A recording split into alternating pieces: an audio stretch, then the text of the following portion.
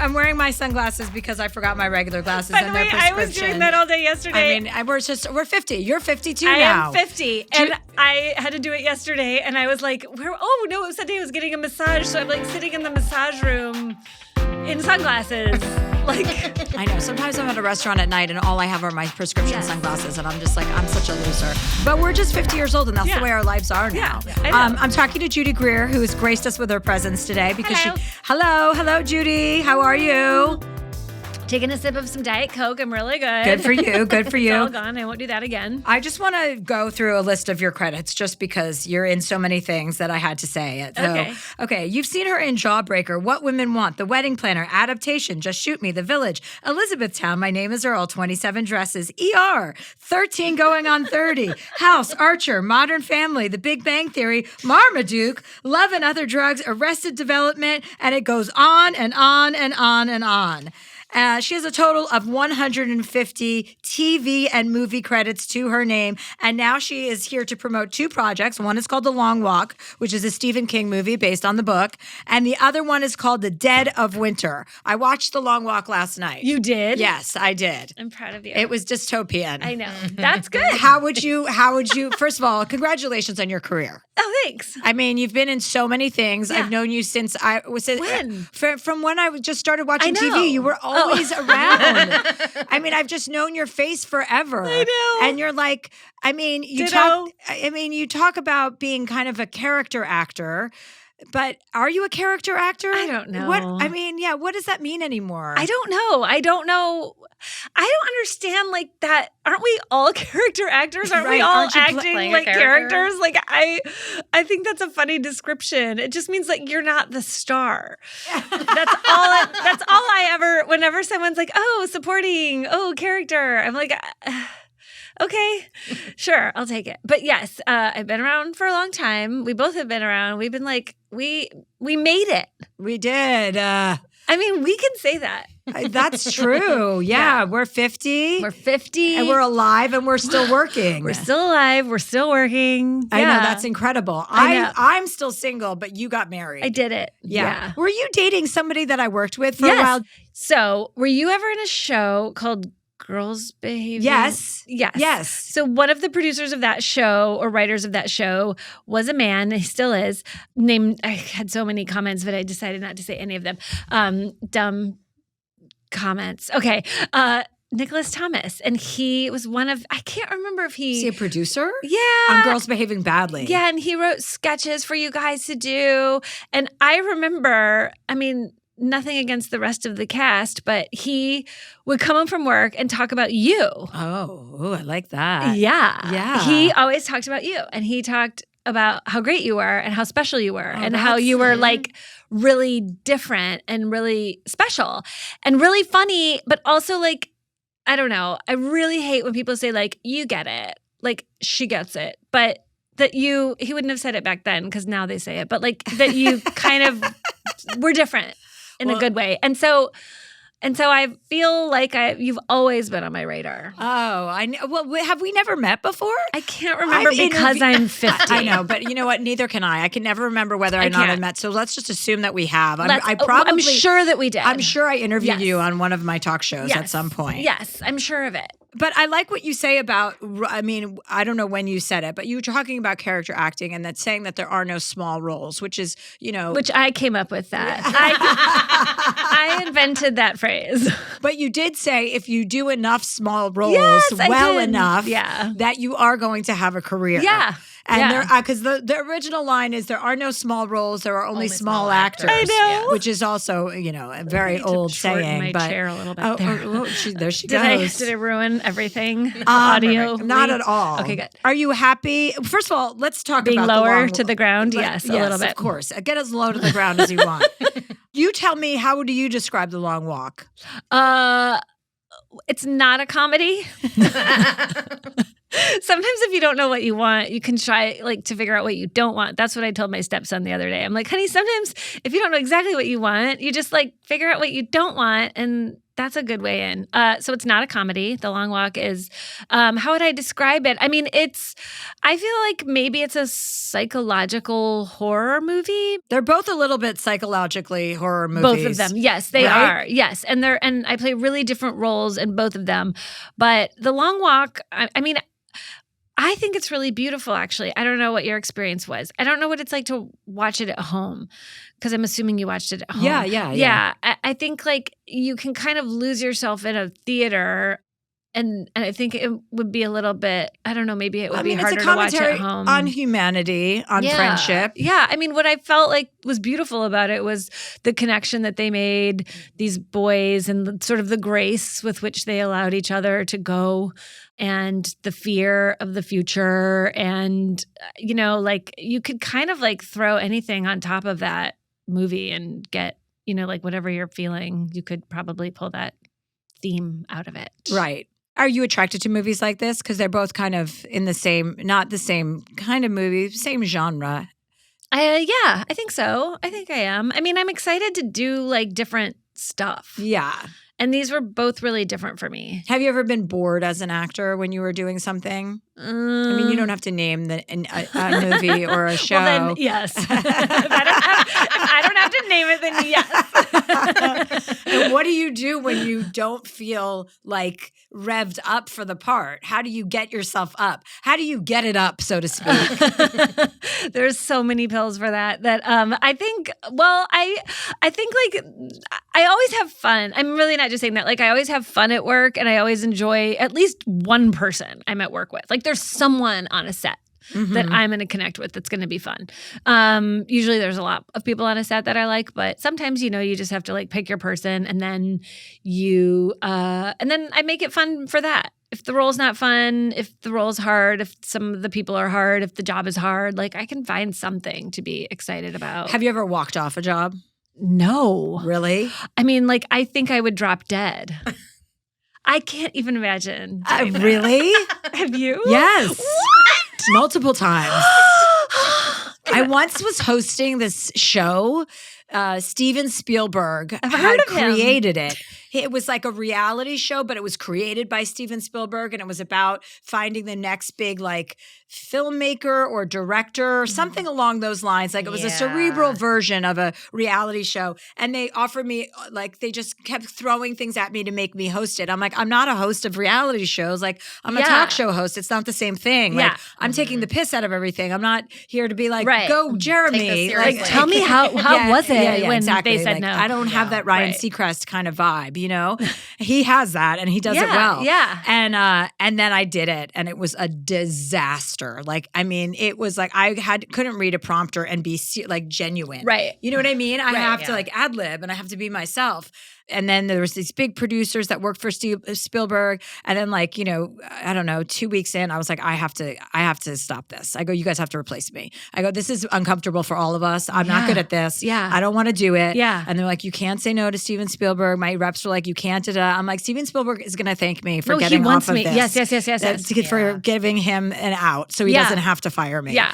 So I walked away from that job. But that would have been a humiliation if I had followed through with it. And did they reshoot everything with you that you'd already shot?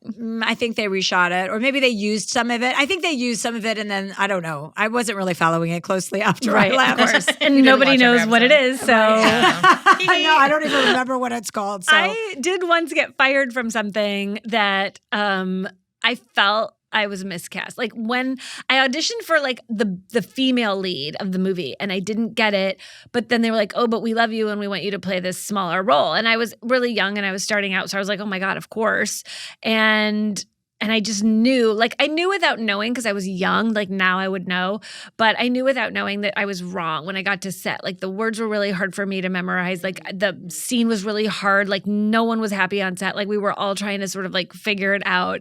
Like why isn't this working? And I knew it was me. And then I got home that night and I got a call from my agent that I was fired. And I was like, I had my ego 10 minutes of like, no. You're right. But I was like, thank fucking God, because like you don't want to be bad in something, right? Like no. Like it wasn't meant to be. No, it wasn't meant to be. Yeah. And there's a scene, because I shot 2 scenes that day, like my big scene. And then this like scene where I was just in a limousine with the main character, and so I'm still in the limousine. They didn't reshoot that. They didn't cut me out of that. So it just looks like the main character has a silent friend. Like if you watch it, it was yeah, I was an extra. It was like it's Toni Collette. She's in the limousine. She plays this movie star, and I'm like I was supposed to be I think like her agent or the movie producer. I don't even remember. But now I'm just like one of like Toni Collette's like sort of posses. Yeah, it's like a part of her coterie. Yes, right in the back of the limousine. Well, I want to say congrats on turning 50 because I turned 50 this year. When's your birthday? July 20th. Okay, July 20th. So you're going to be 51 this year? No, I just turned 50 because we're in September. We're in September. Yeah. Thank you. Sorry, I keep asking what month it is. It's so confusing right now. It's really hard. And you've got your sunglasses. It's so hard to keep track of time. I know. It just changed during the pandemic. Like it'll never be the same. Did you quit drinking after the pandemic? I read that somewhere. During. Well, 2022. So during. So during the pandemic. Yeah. Because, I mean, everyone drank too much during the pandemic and then they quit drinking. I know. But everyone I know went back to it. I did not. Yeah. You know, I did the reverse. I didn't drink very much in the beginning of the pandemic because I was like, well, that's killing. I mean, I did mushrooms and other things. Yeah, I did lots of drugs. But no drinking because I was alone. And then when my family moved in, that's when I started. That's when I hit the bottle. Yes. Hard. Yeah. When they morphed with me. Sense. But so many people have gotten sober since the pandemic. Yeah. Are you sober or are you just I'm sober? Really? Yeah. Oh, wow. I just decided to start saying that actually. Really? Yeah. That seems to be going around. And I'm not saying like saying it. No, I'm not saying that it's trendy. I'm just saying that it's fine to be trendy. A lot of people are sober in LA and a lot of people are sober from the pandemic. Someone who was I talking to? Someone I was talking to owns a pizza place in LA and said, I remember who, doesn't matter, said that like so much of the business was drinks in a pizza place. And now that nobody's drinking, it's like restaurants are kind of getting fucked because they like made so much of their money. Right. Like, I've heard this before. I mean, you charge like $15, $20 for a cocktail, but it's like $15 for a pizza. But is it just LA or is it all over? I don't go places anymore. You don't leave LA. I don't know. I don't know. But I mean, there is a definite younger generation that are not drinking. Yeah. Like they're just Gen Z is like not drinking at all. Yeah, they don't drink. Yeah. So that's definitely having an impact too. Maybe, yeah. Because our generation, we're heavy drinkers Big and then drinkers, everyone is getting sober at a my experience. That's my experience. I'm not sober though. Yeah. And I have no intention of becoming so. Don't do it. So nobody wants you sober. That's right. Thank you for saying that. Thank you for saying that so I didn't have to. I want to talk about you being a stepmom because I feel like that's the clutch role. It's like if you're that's a real character. If you're gonna be seriously. If you're gonna be in a relationship with children, it's great to be once removed. I had a therapist at the time when I met them who she told me, "Oh, it's so hard. It's so hard." And I was like, "Okay, well, easy." And she's like, seriously. Saying that? And she goes, "Because you have all the responsibility and none of the authority." And I was like, "Yeah, that." And I don't feel that now. My kids are old, but like when they were young, you're like a babysitter extra sometimes. Like I can't like make them do shit. Right. But there was a lot of conversations at night in bed where I'm like, you need to do this, because I didn't really want to be the bad guy. It's not fair to make me the bad guy. Telling your husband that he needs to do. So like I had to force him to be the bad guy sometimes. And what was your situation when you guys met and then you got married and you didn't live together? We had 2 houses and we tried. We should keep. Yes. I mean, everyone should have 2 houses if you can. It was so great. But now we just have the one. We rent out. So we had his house, which was in Thousand Oaks, and my house, which was and still is in Hollywood. And so we kind of went back and forth, or there were nights where I just like stayed at my house. And that was so great. But also I travel so much for work that I'm already gone a lot. You know what I mean? Like I wasn't like moving in and like, okay, everyone, like family time. Like I was in and out so much that I think it would have been shitty if I was like, these are the new rules, people, and I'm going to go for 2 months. So we would have his kids every other week. And so we would stay at his house in Thousand Oaks the week we had the kids. And then we would go to my house most of the time when we didn't. But in the very beginning, beginning when we were just dating, I would be like excited for our weekend without the kids. And he would be like, and not because of anything with the kids, just like, it's a new relationship. So then I would say like, what are we going to do this weekend? And he'd be like, oh, Lucas has a baseball game. And I'm like, yeah, but it's not your weekend. He's like, yeah, but I'm still his dad. And so I realized like, oh man, I'm like dating the good dad. Like I'm not even dating. Right. I've like chosen a really like genuinely good person who's like, which is sexy until you have them. You're like, I want to get, I want to meet somebody who's a really good father. And then you meet them and they're not your kids. And you're like, well, whoa, this isn't how I imagined it. And then you're like so hungover at the soccer field, like eating McDonald's out of the bag and then throwing up in that. Just kidding. I never barfed. Of course not. At the game. But yeah, it was crazy. Like then the weekends we didn't have the kids, we were like, we're still in. We're still going to those games, but we are definitely in dark sunglasses and definitely like, whoa, here we are.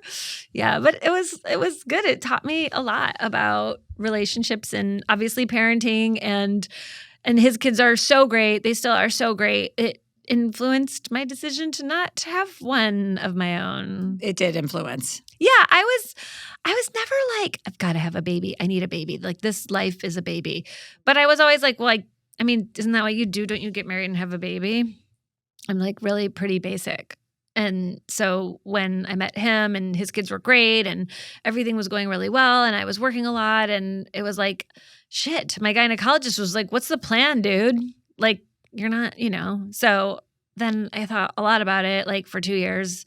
And then I was talking to this girlfriend on the phone and she said, I was like, oh, I have to decide. I really need to figure this out or I need to freeze my eggs or whatever. And she was like, dude, you don't want a baby.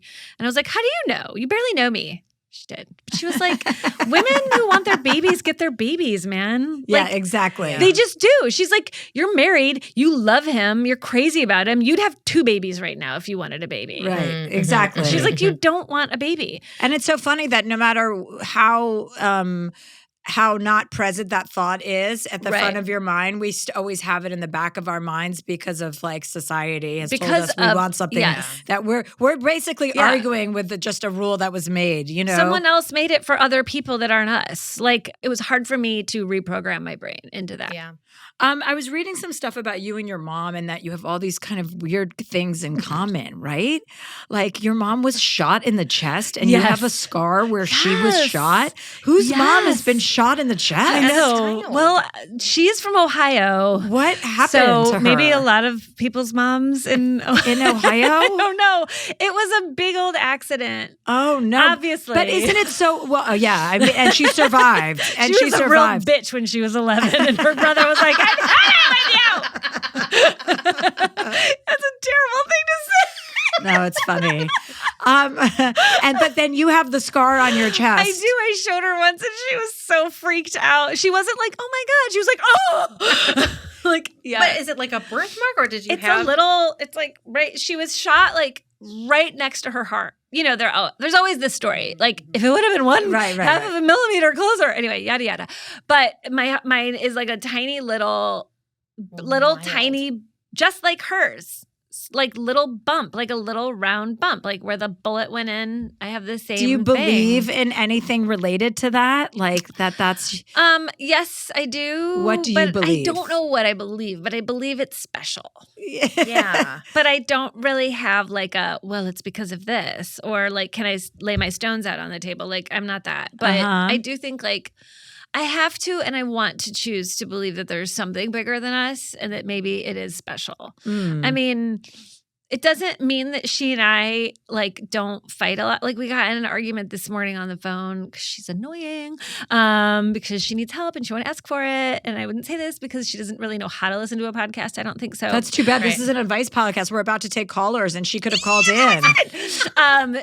Yeah, so she needs, so part of the fun thing about getting older is that your parents are also getting older and they also require things from us too. So we were talking about that. Is she in Ohio still? Yeah, she's in Ohio. There was like she's from Ohio. She and my dad got married. They had me. This all happened in Michigan, and then when they retired, they moved back to Ohio, and they live in this small town called Cary, Ohio.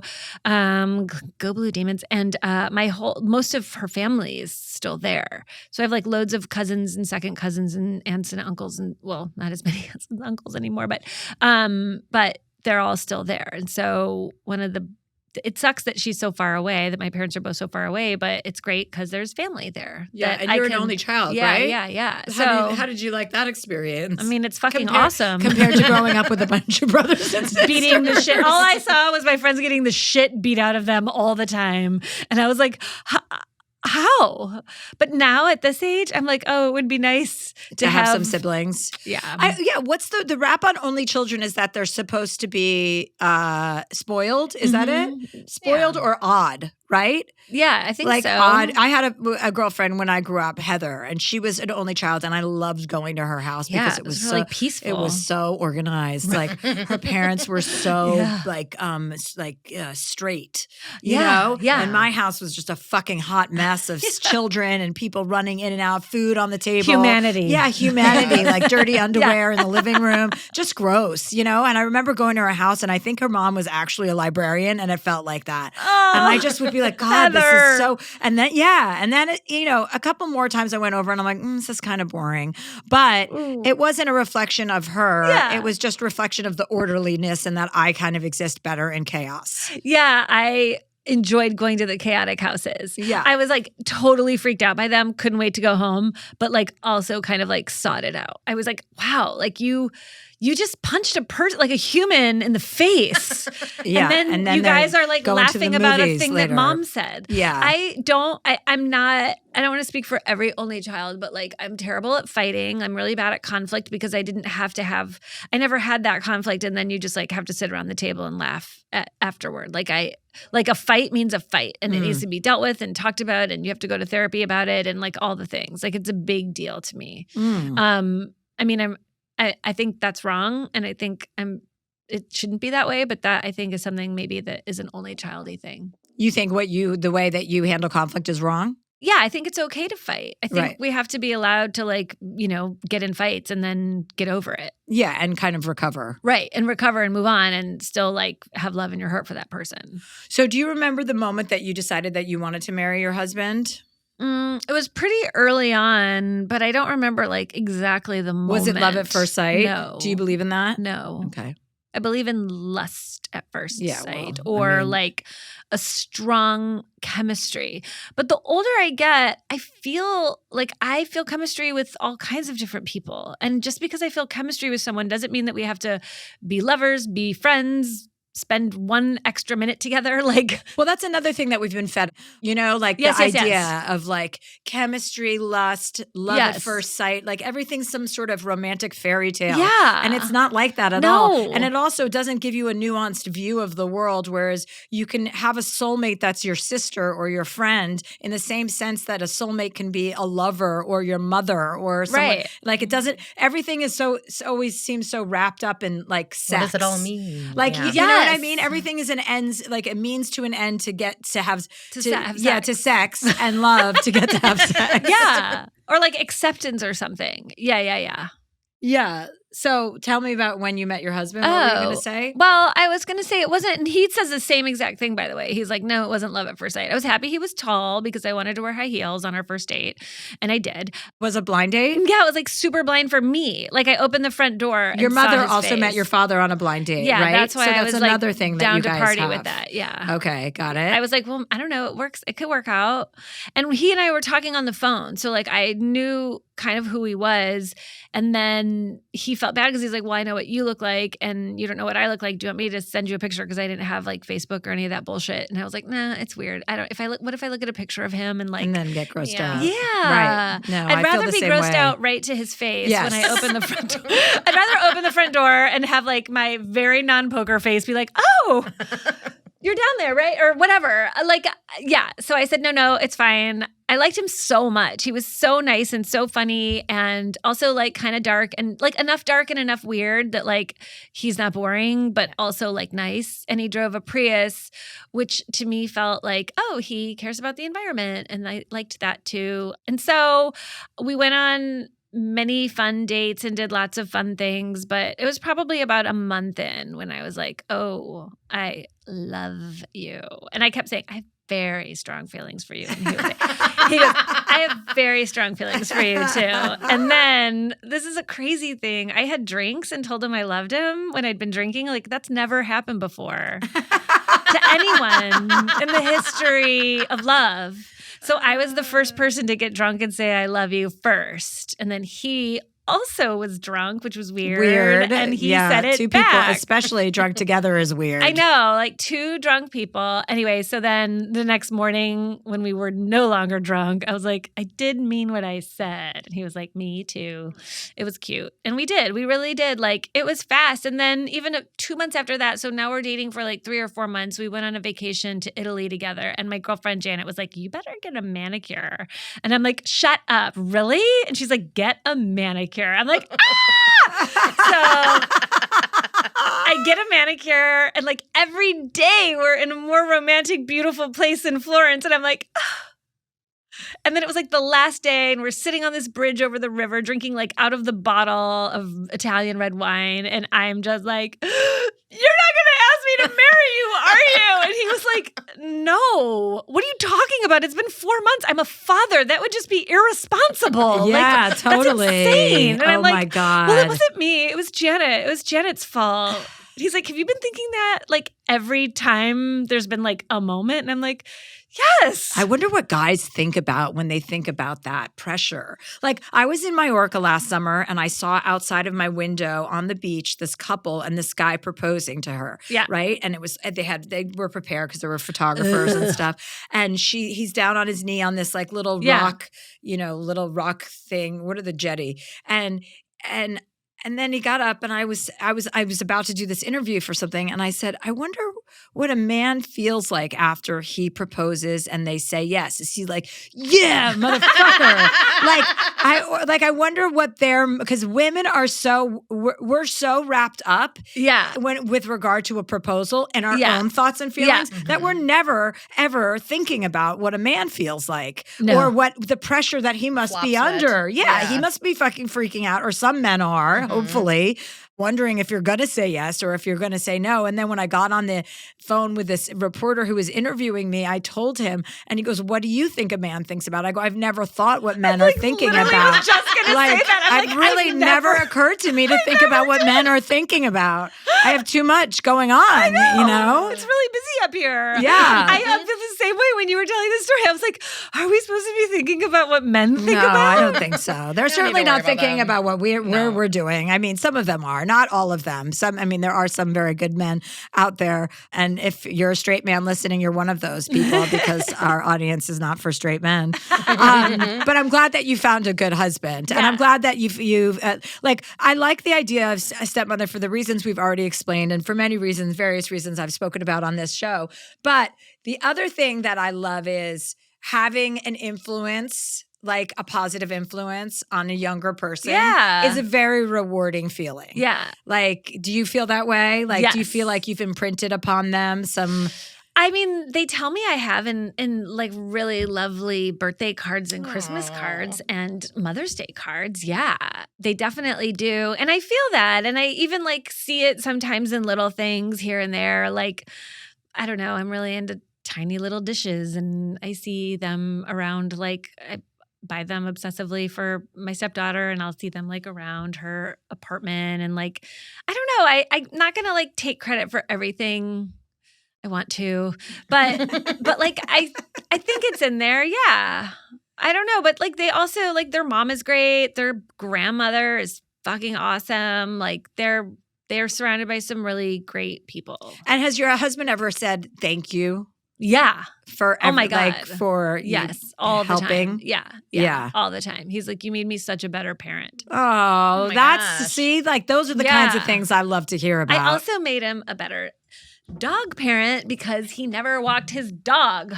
I should Just meet like him. I backyard. never walk my dog either. don't? No. Well, someone does. I can't. Well, yeah, somebody That's does. different. The dog gets walked. Is it different? I mean, It is. I mean, but it's the dog. part of the he was like, bonding, but isn't we it? have a dog door. I'm like, are you like, what's wrong with you? That's He's like, the- I don't know. Yeah, that's what Yeah. I like is a big open door policy. You go in and out as you please, and I'll Good be over luck here. out there if you hear the coyotes chattering about. Well, I always get dogs that are bigger than the coyotes and just hope for the Smart. best. You know what I mean? Fuck those We're going to take a coyotes. break. Okay. We're going to take a break with Judy Greer, and we'll be right back. And we're back with Judy. We're back. We are. Are you ready to get down to business? Like, I've always fantasized about this. It's a true thing, and it's quite rewarding, actually. I'm You not get to saying really. like I don't own the domain Dear Judy Greer. I'm not saying that I don't own Were you a that. Dear Abby fan? Yeah. I loved Dear Abby. Yeah. I loved it. And also, that was only written, like that was in the newspaper. It wasn't. Right. Yeah. So there wasn't any way to expound because I was always like waiting I wanted more information. Yeah, and I yeah. wanted more back and forth and Yeah. dialogue. So when we started this podcast, it was kind of in jest, and then Yeah. it really actually But not became a really. serious thing. So Yeah. so now here we are giving bad advice to people Yes. all across the world. Our first question comes from Erica. She says, "Help, I'm accidentally dating a Trump supporter. What? Dear Chelsea, I'm a Canadian living in Los Angeles, and I'm in the music industry. I'm fiercely feminist and, like Chelsea, have strong values and an even stronger relationship with the truth. Needless to say, it has been difficult living in America the last few years and especially the last few months. I've been single for a long, long time, a mix of prioritizing my career and dating and not finding the right or any eligible man. All of that changed recently when I started dating someone and there was a lot of promise. We have a great connection and he was checking all of my boxes and everything was heading in the right direction. And then on Friday, we were on a date and the conversation somehow turned to politics. He told me that he voted for Trump last year. I was blindsided. There had been zero indication of this. I had a visceral reaction, but tried to engage in dialogue. I asked him why. He said he did it for economic and business reasons. When I asked him if he was in favor of equal rights, pro-choice, etc., his response was an impassioned, "Of course." We talked about immigration, women's rights, etc., and he said maybe he would feel differently if he was, quote, affected by those things. I asked him if he regretted his vote, and his response was no. To make matters even worse, he's Latino. I told him that this was difficult to digest for me because my values so strongly oppose those of the current administration and the Republican Party, which I widely regard to be a cult. I'm struggling to wrap my head around this. Well, I'm glad this came up before we got more serious. And Seriously. I had strong feelings Hell's invested. bells. Good connections with men are few and far between, and there was something there. I'm struggling to reconcile the person I was getting to know with the person who would vote for Trump. So what would Chelsea do? Is this a walking red flag, and should I run as far as I can? Or is there a way to move through this without abandoning my beliefs? Erica.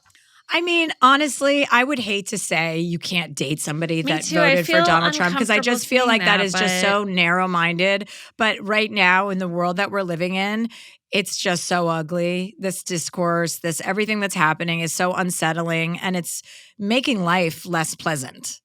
Actively making life less pleasant. And I don't know. I don't know how you get around something like that when it's just such a value.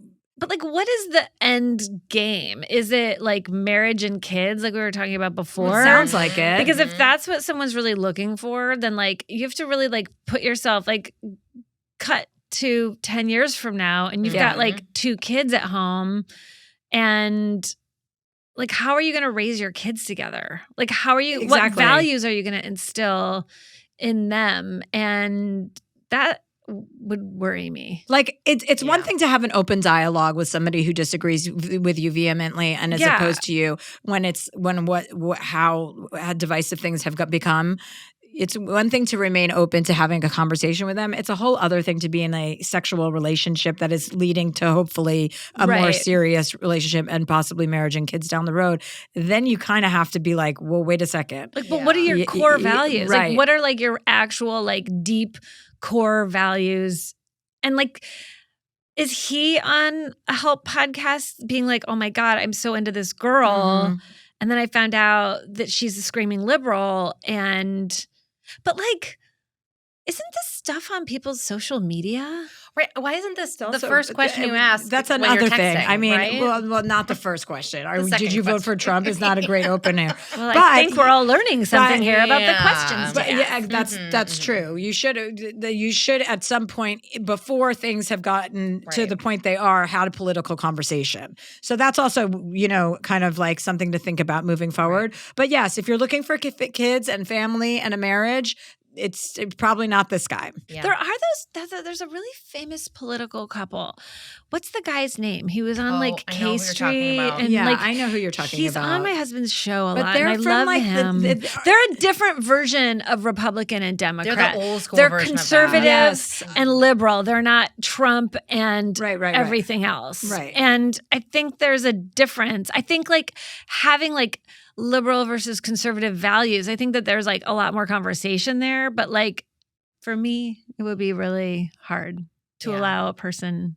And your reaction is your reaction. Your reaction is that you felt like someone punched you in the gut. Right. Like that. There you go. There's your reaction. I mean, to if it. you're That's the asking a answer. question about it, then you're just like maybe looking for someone to tell you it's okay because you know that it's not for you.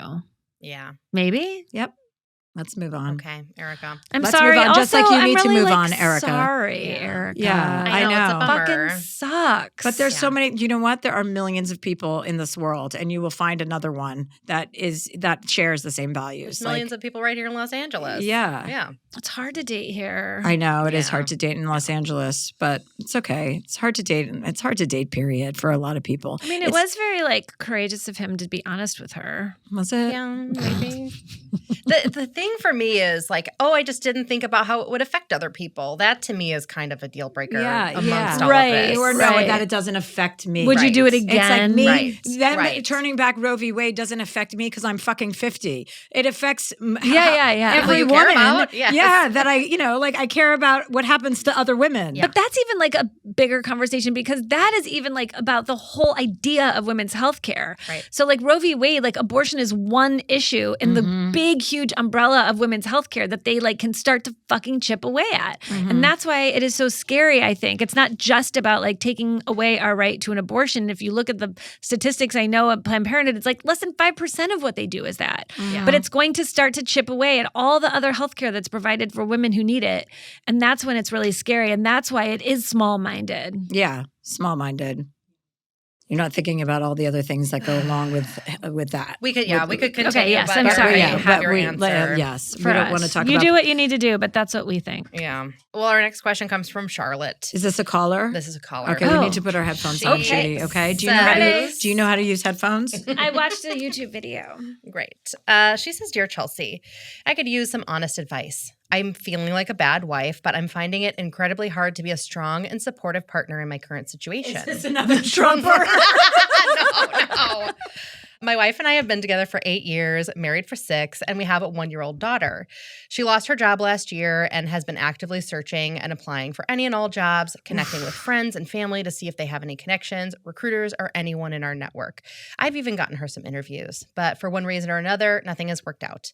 She's always been the breadwinner in our relationship, proudly so, and she used to cover most of our expenses, vacations, nice dinners, all of it. Now that she's not making money, her confidence has clearly taken a toll, and I can see her losing motivation. I've tried to love on her and lift her up, but I'm feeling frustrated and burnt out. This isn't the first time she's lost her job or been laid off. This is the 4th time in our relationship with large gaps of unemployment. I'm 31 and I want to live. Right now, we're living paycheck to paycheck on my income, and while I can almost cover us, I don't want this to be our new normal. I love her deeply and don't want to leave, but I also feel like I can't keep living like this. I've even considered moving out temporarily to give us both some space, but that also costs money and I don't want to take her daughter away from her. Some other good info to have. She takes care of our daughter full time, except on Mondays and Wednesdays when I pay for daycare to give her time to job hunt. We have a 21-year age gap, and we aren't getting any younger, and I'm dying to have another kid. I can't even think about that until she's working again. Please help me, ladies. What do I do? Charlotte. Hi, Charlotte. Hi, Charlotte. This is our special guest, Judy Greer. Say hello. Hi. Oh my God, this is so exciting. Except for your question is breaking my heart. Yes, I know. Well, I have a question. Why has she's been fired 4 times? Yeah, what's going on there? I'm not going to say fired. I'm going to say like laid off. There has been there's been maybe one time she's actually been fired for ridiculous reasons. I honestly, like, I don't know. She's, she's at the C-suite. She's been a COO. She's been a VP. She's been like the head of everything that she's ever done. So she's honestly one of the smartest women I know. She has a master's, 2 bachelor's degrees. Wow. She's very, very smart. So I'm not understanding now here. We're at a year where she doesn't have a job. Why? Why can't she get a job? Did she get laid off from her last job or fired? It was a mutual agreement. Okay. Mutual understanding. Is there a lawsuit involved? No. They signed something. Basically, she got laid off after maternity leave. Oh. Okay. Yeah. So they basically signed something where it's like, all right, I will leave as long as you pay for maternity leave for 3 months. Like pay for my maternity leave, and then I'll leave. Oh. It sounds like might be depressed. Yeah. Do you think that that's what's happening? Definitely. Okay. She's trying every single thing. So how can I even be like, all right, I'm going to leave. Like, I can't do this anymore when she's trying. Yeah. But she's trying in which ways is she trying? She is constantly interviewing. She's trying to do this like furniture business now, where maybe she can like refurbish furniture to make some money on the side. And like, she's trying to make that happen. It's not exactly happening. She's been thinking about buying a business. She's like looked at businesses and possibly thinking, okay, maybe is this something that I can do? Like, she's trying every outlet. And you're losing your patience. Yeah, I am. Is it her attitude that is bringing, like, she's actively seeking employment and a job and a career path, but what is bumming you out? The fact that she hasn't attained one yet, or that coupled with her outlook on life? Like, it sounds so terrible, but it's that she hasn't found a job. Like, I feel like I'm sitting here and waiting for my life to start again. I mean, I don't know what it's like to have a 1-year-old. Yeah. I get that you don't want to leave her, and I would never tell someone to leave their spouse, but I think you have to start your own life. What do you want? So the main thing you want to do is have another kid? I mean, yeah, I want to have another kid, but I also want to travel, and I'm creating this little girl's childhood, and I want to do things with her. I want to take her on vacation. I want to show her the world. Right. And we just can't do those things right now. And it's now I need to figure out how do I get in a better headspace of, it is what it is until something happens. Well, it's not, it is what it is. I don't know that you're ready to call it quits on your relationship. Yeah. I'm not getting that vibe. I'm getting the vibe that you're very frustrated, and you have every right to be. She hasn't figured out a job yet. She hasn't gotten hired. That's also not her fault necessarily. I don't know. It does sound like she's trying really hard. I mean, it's not like she's sitting on her, on the sofa for a year and just I don't feel like going on interviews. That's the impression I got from your letter. And now speaking with you, it looks like she's really actively trying to figure something out.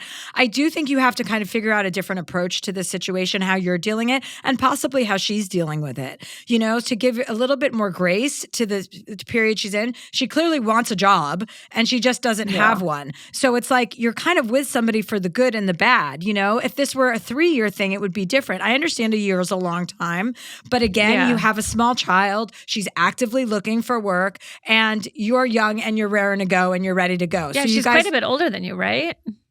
Yeah, she's 20 years older than me. Right. That's a pretty big age difference. Do you feel like that's going to be an issue for you in the future? Has that been an issue for you thus far? No. All of my friends are much older than me. All the people I've ever dated have always been older. That's just who I've connected with. Is there a world where you could get a better job? I don't know what you do, but is there a world where your career you could both focus on your career and you maybe advancing in that way, and kind of taking over more of the breadwinner role so that I have thought about that, and I do absolutely love my job so much right now, and there is room for growth, and I have grown a lot in my company, but for me it would be a side gig, so I would be taking up the time that I would be able to spend with my daughter. Yeah, I'd be making money, and then if I'm making all this money, I don't want to be supporting somebody. That's just not who I am. One of the reasons I like older people is because they have their shit together and they can help me, support me, and help me grow. I'm thinking just right off the top of my head, and I don't know how useful this is, but I just feel like there's got to be a better way for you to support your partner during this time. You know what I mean? She's not lying around. She's not a drug addict. She's not a drunk. She's not doing any of those things, right? Right. Right. And you share a child. Like, I think you should really try to feel like instead of looking at it in this way, you have every right to be frustrated, but you still want to be supportive and you want to be a supportive partner, because if the situations or the roles were reversed, you wouldn't want somebody just going, oh, you haven't gotten a job in a year. I know we have a family together. I know we like, and I'm leaving. Like, that's just not the way it works. You have to have a little bit more room for things not to work out in the perfect way you want in the moment that you want.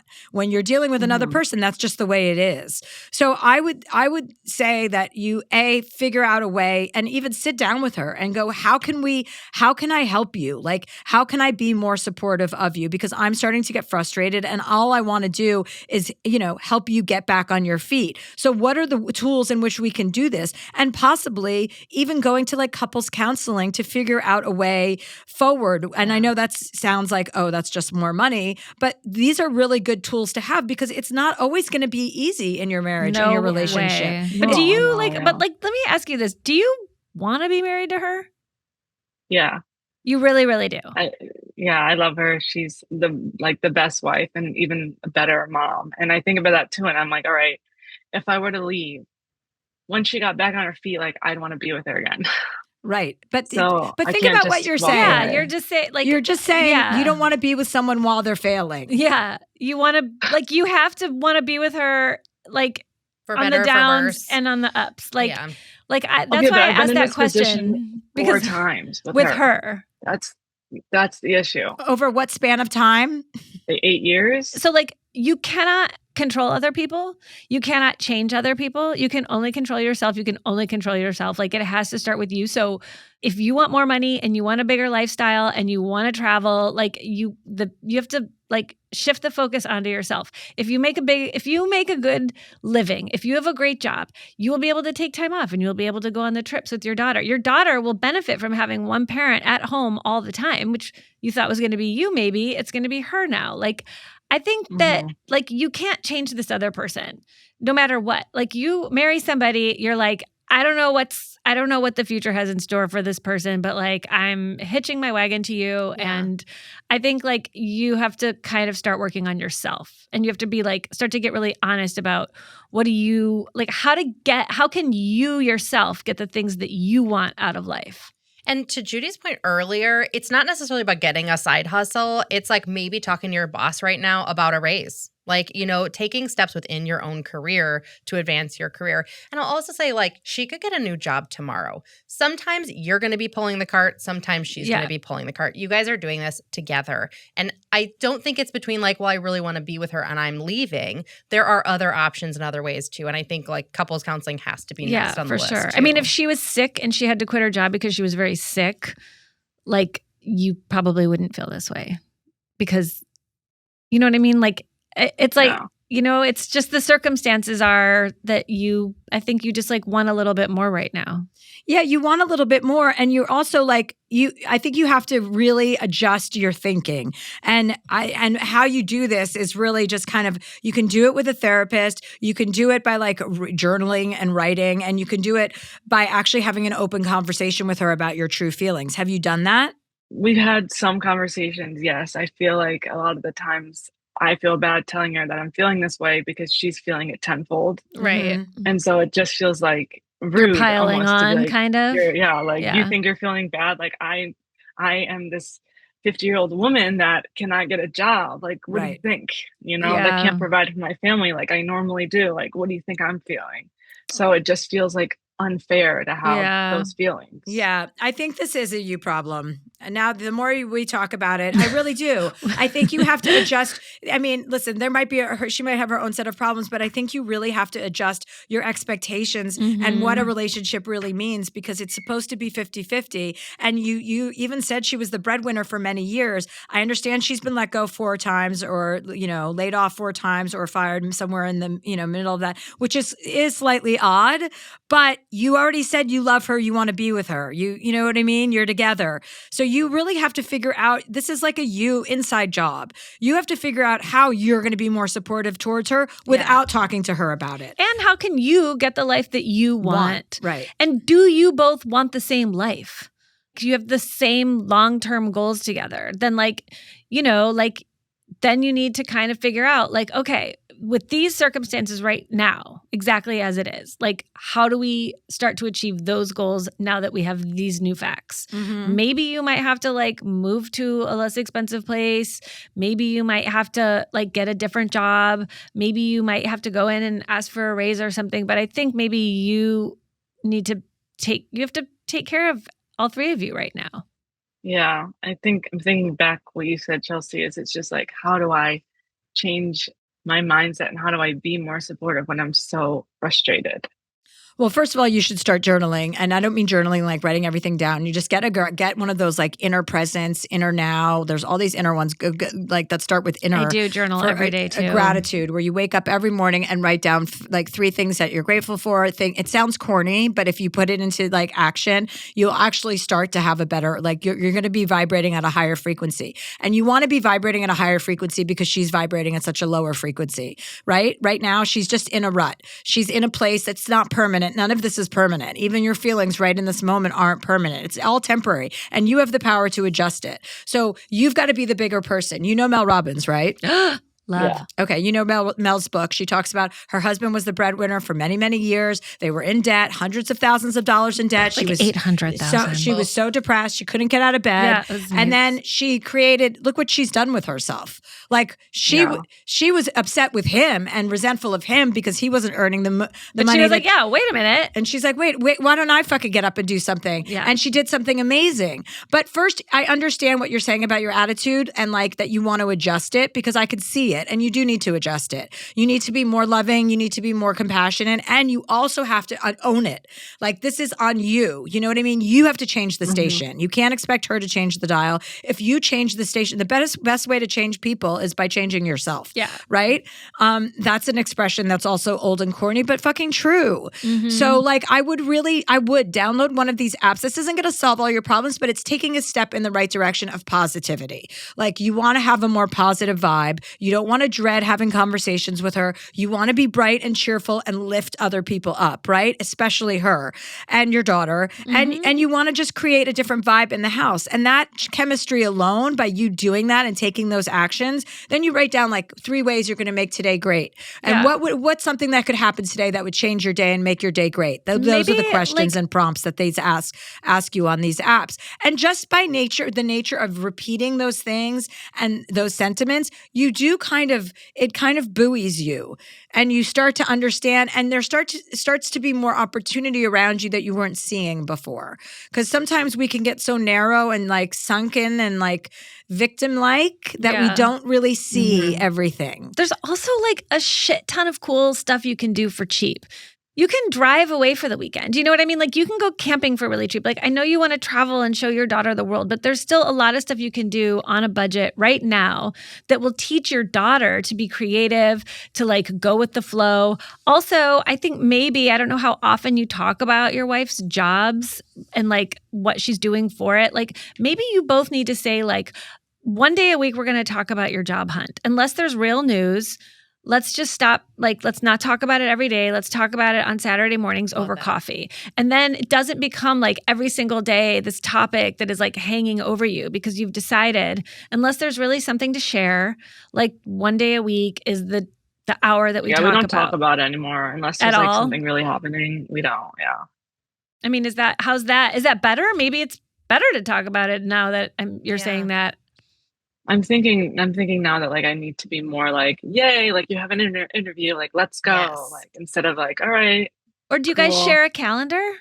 You could share a calendar and then she could like kind of write on a calendar. Like you could see what's going on. It would be a way to like share it without necessarily like having to say like, how did the interview go? I remember when I first started acting, I started by telling my parents every time I had an audition. And then every time I didn't get it, I had to then go and tell my parents I didn't get the part. And it fucking sucked. Right. But like now I think like, you know, they were so sweet. They cared so much, but I just ended up like cutting them out of that whole process completely because it was too hard for me. But I think, you know, in your situation, like maybe if there's like a board where she could write down. I don't know. I think you guys should both start this. I think you The should do this as journaling? a couple, the journaling thing. I think you should do it together Yeah. as an activity. You bring it up, go, hey, listen, we want to get, like, we're not in the right vibe right now. Like, I want things to be better around here. I want to help you get a job. I want to be as supportive as possible. I called into Dear Chelsea. This is what let's do this together. You do it at night before you go to bed, and you do it in the morning when you wake up.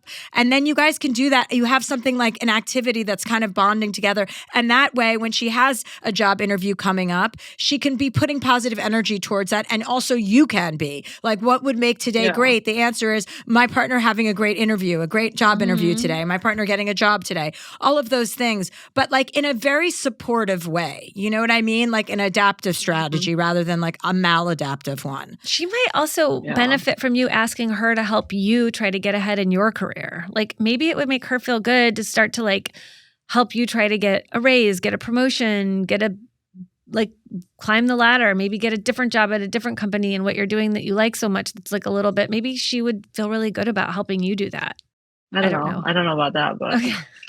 Well, she's 50. She's not 100. She's going to get another job. Yeah. You know what I mean? So just don't write her off. But I do think start with the small steps of just creating a better vibe in the house, because however you're feeling is something that is you're emoting without knowing it. You know what I mean? If you're having negative feelings about her situation and about her not bringing in money, I am sure she's well aware of it.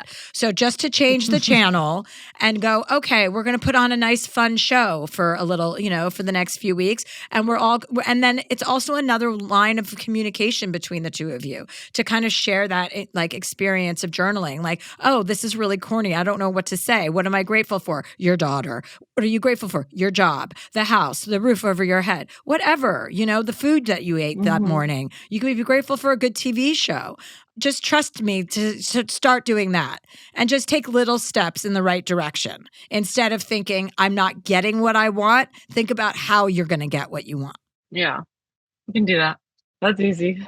That's something easy. Okay. Check in with us in a few months, will you? And let us know what's happening. Okay. We'll do. All right. Thanks, Charlotte. Okay, Bye, thanks, Charlotte. That was Thank very you so brave. much. Yeah, thanks. Bye. It's so interesting with couples like not getting what like you want, but also knowing that you want to stay. You know what I mean? Yeah. Like saying, okay, this It was is nice when she said that. Yeah, I was so happy to exactly. hear She that lit because up. it was like, she really did. And it's very easy. Like for someone who just like wants Chelsea Handler to tell them to walk away from their marriage, like you could tell that you was were the not, one who was about to do that, Judy. I was. You were quite because I was honestly. really honestly You were. feeling like she was trying I to know. get us to say to go. I didn't feel that way though. I totally felt that way from her. I felt like she just wanted permission to go. And if that's the case, like, I just feel like people just go. Leaving this marriage would be just as hard as outweighing the joblessness. I feel like in this I don't specific know. situation. She's pretty hot. Well, I know she was but very they also have a one. I feel like it's not as hard. But they also have a 1-year-old. Yeah, like, that's not that's way pleasant, harder to leave. right? I mean, you I want to know. get up Having a and leave 1-year-old that. That's like a big. No. That's It not sounded like she would be taking that child with her because she Yeah. said, "I don't want to take her daughter away from her." Right, I'm like that's and, so she and- has thought about it well because she Yeah. already has a scenario. Yeah. But I think when you're very married to this idea of what your life is going to look like, That's tough, man. It becomes like very stringent. Is that the right word? No. What is the word I'm thinking of? When you become just like. Remember like in Goodfellas when he comes home from jail and he like walks into the apartment that she's been living in and they're all like in bunk beds in one room and he's like, "What the fuck?" No. And she was just like, "Hey." You don't remember that? No. And she's like, hey, things have been going She's like, great. "Oh, here we are." And he's like, "What?" But like she like signed up for like fancy mob husband. Uh-huh. But she made Yeah. it work. Right. Yeah. And then she got rewarded for it. Yeah. Except for then they all went to jail. Also, I feel like being broke sucks when you're broke. Yeah. But it like when you look I back on it, know. it doesn't suck as It much. is You know what true. I mean? I There know. is- It's hard to say that to somebody when they're broke. Right. but- Well, also when you have a little baby. Yeah, that's not a fun time to be One broke. is a baby, Yeah, it's a baby. I heard from people. Okay, Sorry. we're going to take a break. We'll be right back to wrap up with Judy. And we're back with Judy Greer. Judy, what a pleasure it's been. You're so entertaining. It's been really fun. I yeah. feel like I failed a little on the advice portion, but No, you did great. I'm very there's cerebral when I was I'm very actually gonna say. afraid. No, you did You're great. afraid. I'm afraid of like telling people what to do, even though that's all I want to do with my life. Mm-hmm. But I'm like, ooh, But yet You felt the fear and you did it anyway. Well, a real therapist or a real psychologist doesn't or a real psycho doesn't really tell you what to do. they know, and that's why we're there for years. Yeah, Because like, what if they are like break up with him? Yeah. I would have loved for people to tell me that throughout the years with different relationships. Yes. Even like in couples. I had once a therapist, as I was leaving with my boyfriend, grabbed my arm and said, "Get away from him as quickly as possible." And I broke up with him the next morning. Whoa. I was like, I thank like you. that you got one more good night out of it. I was like, I had to get my things together. We were living together. I was like, oh shit. But I was like, if a stranger told me that, if a stranger grabbed my arm and said that, some woman who has has nothing at stake, no skin in the game, had said that to me, I would be an idiot to not listen to her. Like, she knows better. That's how I looked at it. She's a professional. And she did. She was right. So on that note, Judy has 2 movies that you can watch. Well, she has about 5,000 movies that you can watch, but 2 new movies. One is The Long Walk, and then the next one is called Dead of Winter. Starring Emma Thompson. Oh, yeah. She's I love treasure. Oh, my God. She's the best. I once went to a Bruce Springsteen concert with her in London. Not with her, but we were all in the same area. Wait, she needs to be on this podcast. She's amazing. She's amazing. She's like Kate Blanchett level. Like those 2. Oh my God. I love both of those. I'm just thinking of other British actresses that I love, but all British people. Why? Because there's just them. Yeah. They just are. Kidding. There's probably loads, but I mean, she is.